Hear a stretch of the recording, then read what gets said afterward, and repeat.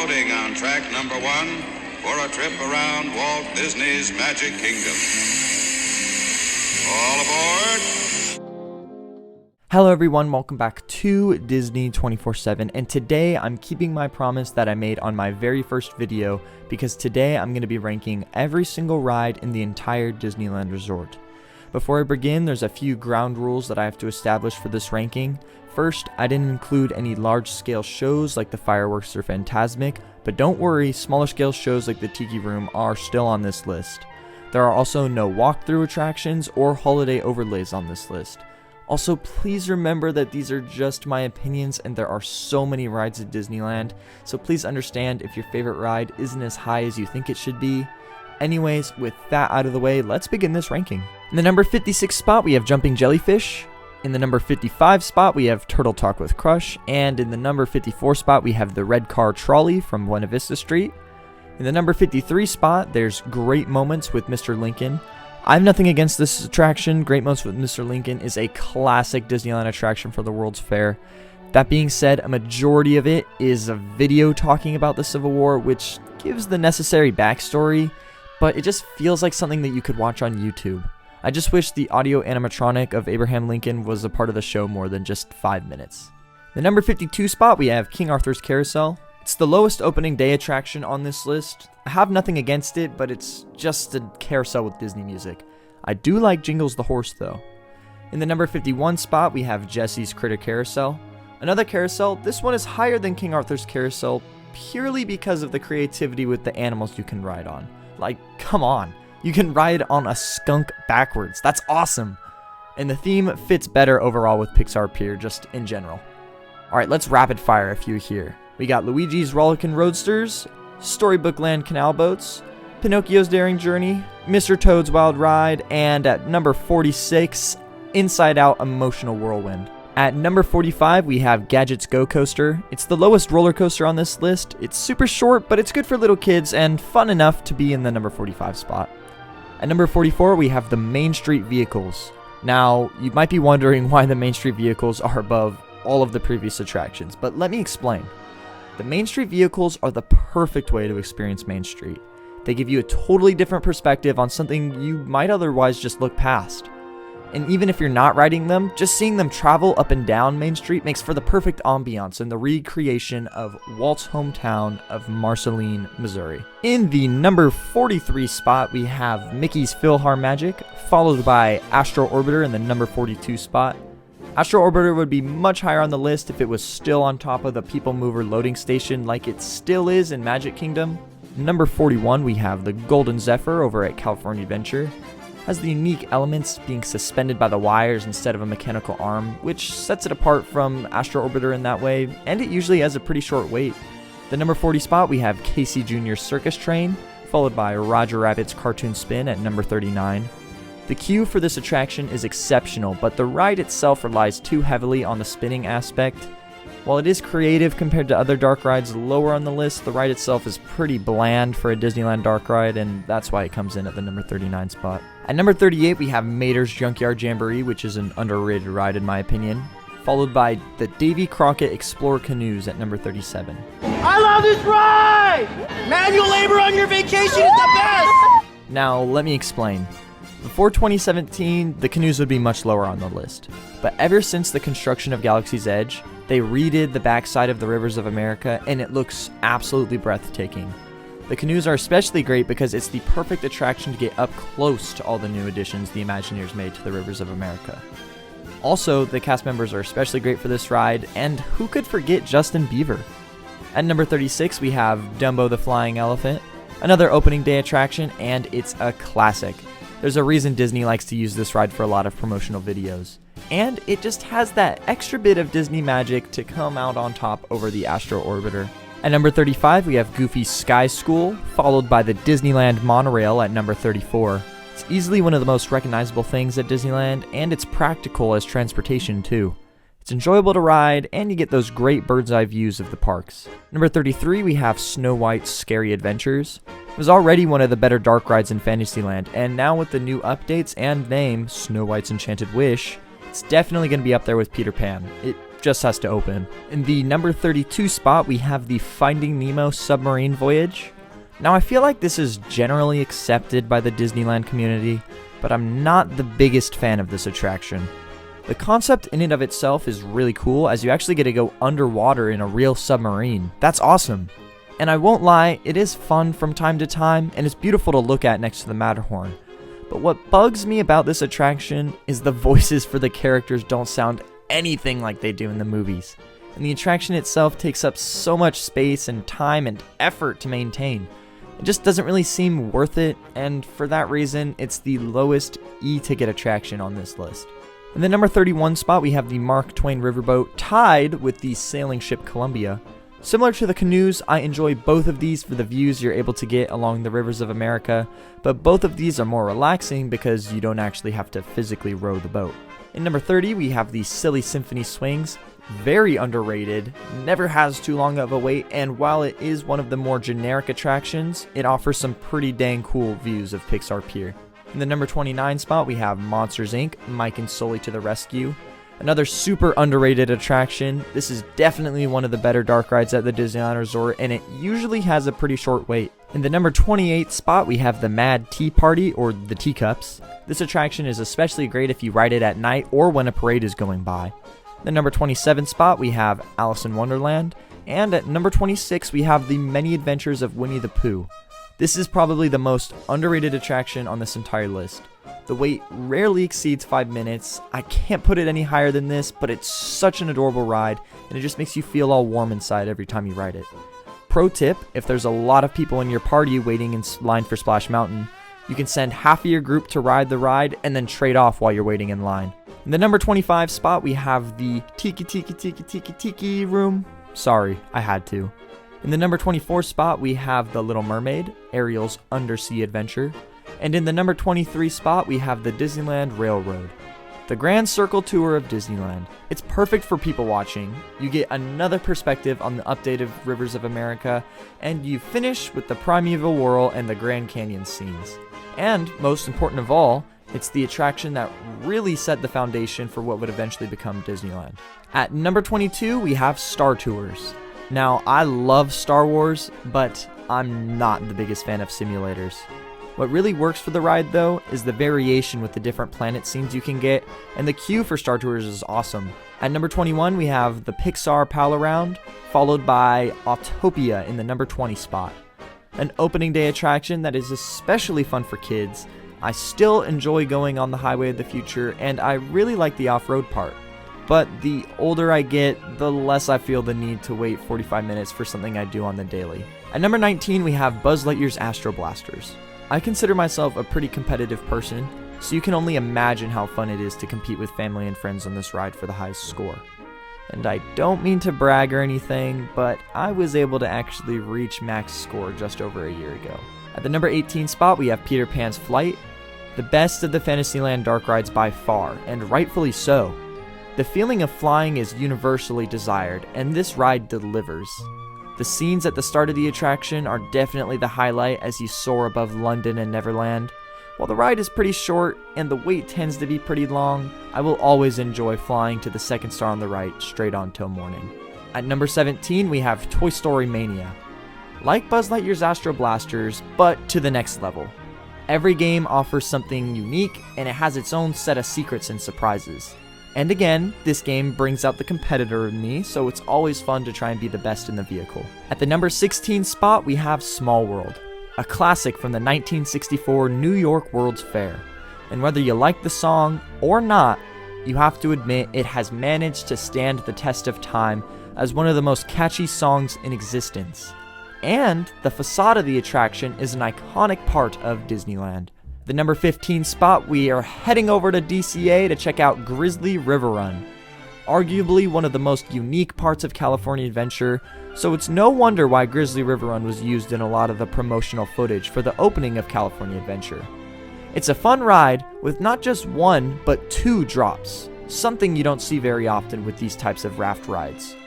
Also, the theming of the land to a national park is great, and definitely one of the best themed lands into the Disneyland Resort. In the number 14 spot, we have Soarin', Another great attraction in Grizzly Peak, which narrowly comes in front of Grizzly River Run for the music alone. The music to this attraction is iconic, and while Soarin' Over the World isn't as good as Soarin' Over California in my opinion, the ride is still a really fun way to experience the feeling of flight. In the number 13 spot, we have Jungle Cruise. The highest opening day attraction on this list comes in at the number 13 spot. I'm all for the cheesy jokes and visual comedy spread throughout the ride, courtesy of Mark Davis. Jungle Cruise is especially fun to ride at night as it adds that mysterious and kind of eerie vibe to the jungle, as your vision is limited to the lights on the side of your boat. Also, with the new additions that have just been announced to Jungle Cruise, this ride is sure to get even better. In the number 12 spot is Millennium Falcon Smuggler's Run. Now, I said earlier that I'm not a fan of simulators, and this holds true, but where Smuggler's Run outperforms a ride like Star Tours is with its interactivity it provides guests. By far, the best role to play in the ride is one of the pilots, as the engineers and gunners basically just button mash the entire ride. But overall, this interactivity can actually impact your ride and makes it super re-rideable, something that Star Tours struggles with. I also can't talk about Smuggler's Run without mentioning the queue and pre-show.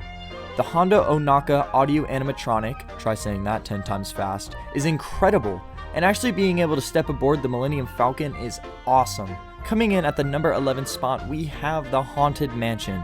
But Jacob, how could you put Haunted Mansion out of the top 10? It's one of the best rides in existence. Now, I love the Haunted Mansion. Really, I do. But I think you might understand after seeing the top 10 from this list why it just barely missed it. Haunted Mansion is amazing, and I love the stretching room, ballroom, and graveyard scenes so much. The music is also incredible. I think at the end of the day, I'm definitely more of a thrill seeker though at Disneyland, but I have the utmost respect for this attraction, believe me. Alright, we've made it. Here we go into my personal top 10 rides in the Disneyland Resort. Again, this is just my opinion. If you disagree, that is a good thing. The world would be boring if we all thought the same. Let me know what you disagree with in the comments down below. It would be a great way to start a discussion. Anyways, let's not waste any more time and jump right into it. In the number 10 spot is the Matterhorn, one of the few attractions on this list that can only be found at Disneyland in California. Matterhorn is an awesome attraction, and while the track is definitely bumpy, and that's describing it lightly, the fact that Imagineers were able to create a replica of the Matterhorn and put a roller coaster inside of it in 1959 is incredible in and of itself. The upgrades made to the attraction for the 60th anniversary of Disneyland, like the upgrades made to Harold, breathed new life into this attraction. For those reasons, Matterhorn makes it in the number 10 spot. In the number 9 spot is Pirates of the Caribbean, one of the last attractions that Walt himself personally had a hand in creating. Pirates of the Caribbean is the perfect example of a well-executed dark ride. It starts by setting the stage into the bayou when all of a sudden you plunge down 2 waterfalls and into the caves below. The smell of the water is so memorable and nostalgic that there are actual companies who have made candles out of the smell. Not sponsored by the way, but their candles are pretty cool.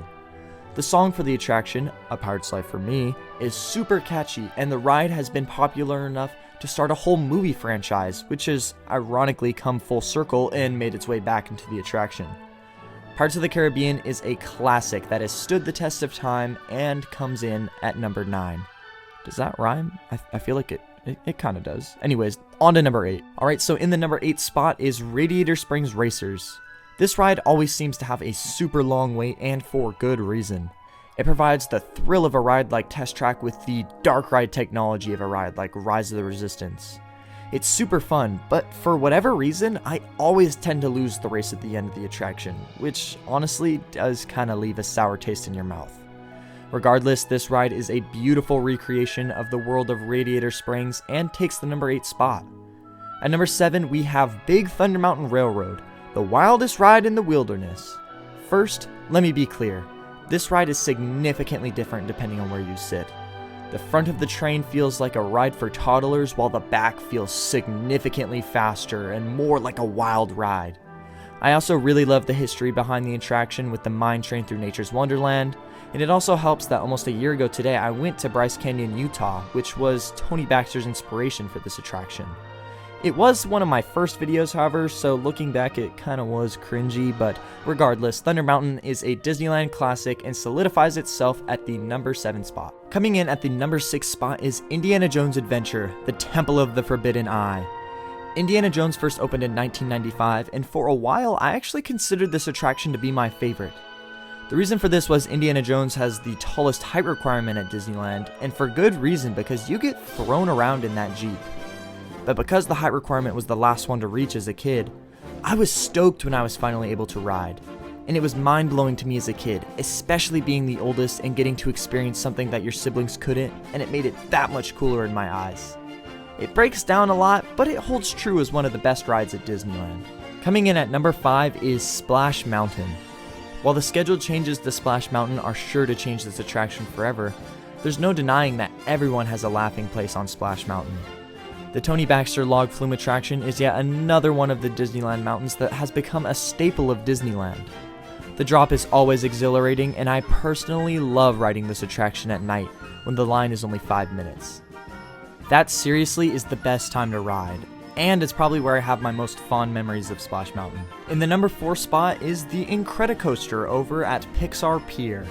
Incredicoaster was the semi-controversial retheme that took over California Screamin'. I was in the camp that welcomed the change, as adding any sort of story to the roller coaster would be an improvement in my eyes. The highlight of the attraction is definitely the launch, and the Incredibles music playing on the attraction fits perfectly. The effects added to the tubes are alright considering there was nothing in there before, but let's not forget that this attraction gave us one of the most horrifying sights at Disneyland, with dozens of baby Jack Jacks sticking out of poles. All the while, the child laughs in your ears. It's very creepy. But nevertheless, this ride is still thrilling, and it comes in at the number 4 spot. Now on to the top 3. If you made it this far, this video took a lot of time to make, so if you are enjoying it, if you could please leave it a like, that would be much appreciated. Anyways, let's get to my top 3. The number 3 spot, we have Guardians of the Galaxy Mission Breakout. Guardians of the Galaxy Mission Breakout is superior to the old DCA Tower of Terror. There, I said it. Everything about this attraction, from the queue to the ride itself, is amazing. The rocket audio animatronic in the queue is amazing, and it's fun to see all of the little Easter eggs in the queue. The ride itself is also super re-rideable, considering there are 6 different songs in subsequent drop sequences, and it really helps too that every single Guardians of the Galaxy song is a total bop. My only complaint is that the ride is constrained to the same space as the old Tower of Terror. But not to worry, as the new Guardians of the Galaxy roller coaster that's coming to Epcot seems it will push the boundaries of what a Guardians of the Galaxy attraction can be. Coming in at the number 2 spot, and this might be a shock to some of you, but it's actually Rise of the Resistance. As of the recording of this video, Rise of the Resistance is the newest addition to the Disneyland Resort, and has only been open for about 2 months over here on the West Coast. But over on the East Coast, even 1 year later, Rise of the Resistance boarding groups are still very coveted, and for good reason. This attraction has set the bar for dark rides going forward. The whole ride experience is roughly 20 minutes, and it feels like every reveal in the attraction will just continue to get better and better. You no longer feel like you're in a theme park when you're on Rise of the Resistance. You first leave Disneyland, then you venture to the forests of Batuu and find yourself in a Resistance base, and then you have to leave Batuu only to have to leave a Star Destroyer. The ride is truly amazing, and whether you love Star Wars sequels or not, the ride has something to offer for every Star Wars fan. The audio animatronics are top notch, and some of the effects still have me wondering, how did they do that? It's such a great attraction, but in my opinion, it still isn't the best. Now, the astute among you may have already figured it out, but in the number 1 spot is Space Mountain. I'm a sucker for roller coasters, and Space Mountain takes this passion to new levels. The only reason Space Mountain beats Rise of the Resistance is nostalgia, but it definitely gets bonus points for not relying on an IP to entertain guests. Space Mountain has been a staple of Disneyland for almost 50 years now, which is kind of crazy to think about, and the soundtrack is incredible. It's literally the ringtone for my phone. It's so good. While the attraction may not be as technologically advanced as some of the other attractions on this list, for instance, in the most 70s thing ever, they literally use a disco ball to project some of the stars. The ride itself has such a charm and still is able to throw guests. There's a reason it's consistently a 60-minute wait. The attraction has stood the test of time, and it is my personal favorite attraction in the entire Disneyland Resort. Well, that's it for this ranking. If you liked it, be sure to also check out my ranking for the top 5 Halloween overlays at Disneyland and Disney World right here. Again, this video took a lot of time to make, so if you could leave it a like, that would be much appreciated. Thank you so much for watching. I will see you all again real soon.